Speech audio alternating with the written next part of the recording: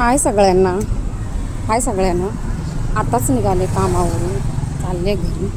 म्हटलं बोलूया तुमच्याशी. सकाळी माझ्यासोबत एक इन्सिडेंट झाला, तुम्हाला सांगते सगळ्यांना मी काय झालं ते. डेली मी कशी कामावरती एकटीच जाते, पण आज मम्मी होती सोबत माझ्याबरोबर होती. मम्मीला घेऊन चालले मी.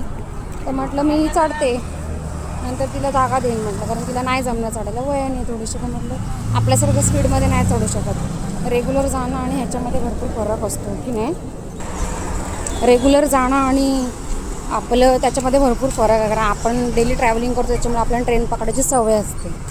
आणि असा एखाद्या वेळी असा माणूस येतो ज्याला ट्रॅव्हलिंगची सवय नसते, त्याला आपल्यासारखं चढायला पण जमणार नाही, कारण बेकार गर्दी असते सकाळची ट्रॅव्हलिंगमध्ये.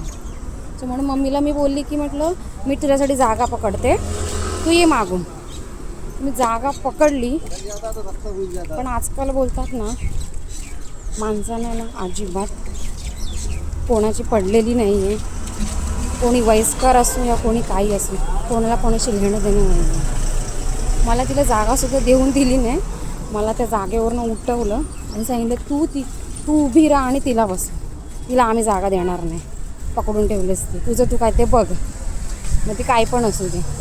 मी भरपूर रिक्वेस्ट केली समोरच्याला, जागा नाहीच दिली, कारण मला पण माहिती सकाळची गर्दी असते ट्रेनला. पण त्याच्यानं मला एवढाच अनुभव घेतला की आपण कुठल्या गोष्टीचं एक्सपेक्टेशन करू शकत नाही. आणि ट्रॅव्हलिंगमध्ये तर अजिबात नाही. कोणाला कोणाची पडलेली नसते, सगळं आपापला विचार करतात. स्वतःला काय चांगलं भेटेल आणि स्वतः कसं ट्रॅव्हलिंग चांगलं सुखाचं करू शकतो एवढंच बघतात. दुसऱ्यांशी घेणं देणं नसतं काहीच. त्याच्यामुळे ट्रॅव्हलिंग करताना ना कधीच कोणाची दया करू नका, कारण सगळे सारखेच आहेत. मला वाटलं मी सगळ्यांसाठी सीट देईन, जागा देईन, तर मला कोणी कोणाला काय देत नाही. सगळा आपला विचार करतात फक्त. सगळे स्वार्थी आहेत. हे सगळं अनुभवायला भेटलं मला आज. एकदम वाईट वाटलं मला भरपूर. म्हटलं माझ्यासोबत जायचं ठीक आहे, माझी मम्मीसोबत होती म्हणून मला अजून एकदम हर्ट झालं. दुनिया किती आत्ताची बेकार आहे करते, चांगलं मला समजलं.